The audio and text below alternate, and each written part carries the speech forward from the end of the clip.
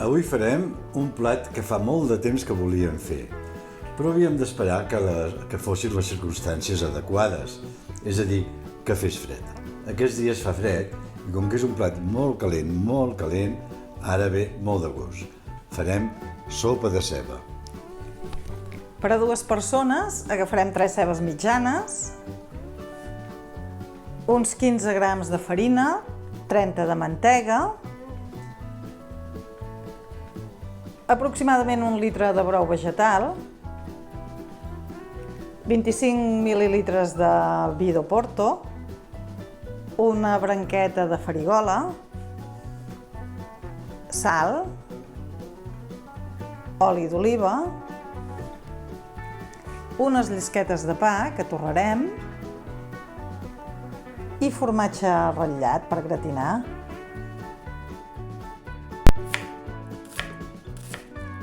Comencem pelant i tallant les cebes a juliana, més o menys.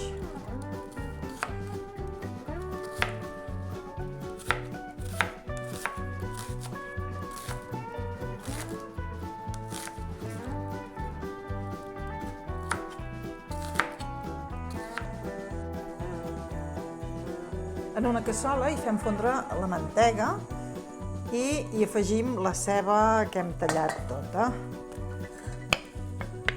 I ara això ho deixarem que es vagi fent. Volem que la ceba es faci, però no que es torri, que quedi cuita però blanqueta. Si en algun moment veiem que s'enganxa, hi podem afegir una mica del mateix brou que tenim per fer la sopa.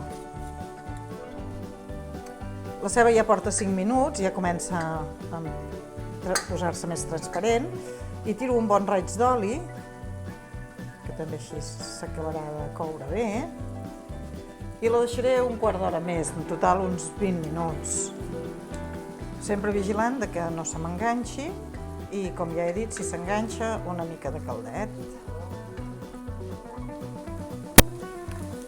Al cap dels 20 minuts hi afegeixo la farina, la remeno ben remenada i la deixaré coure 3 minutets només aquí, amb la ceba.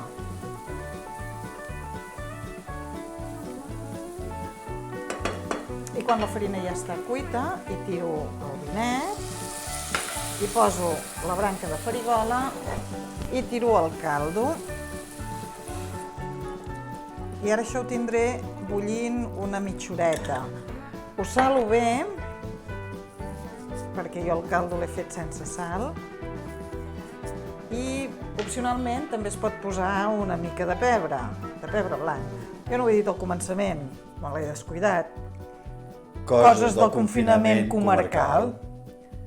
I ara ho deixarem així. Quan hagin passat 5 minutets hi trauré la farigola perquè no agafi massa gust. I en total ho tindré ara 30 minuts anar bullint.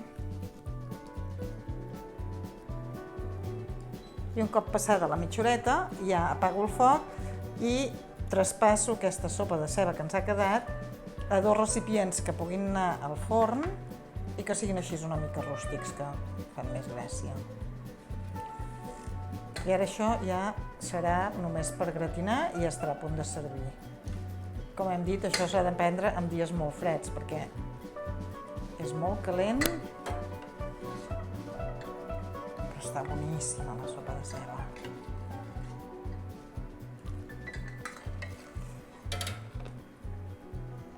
Bé, això està bé.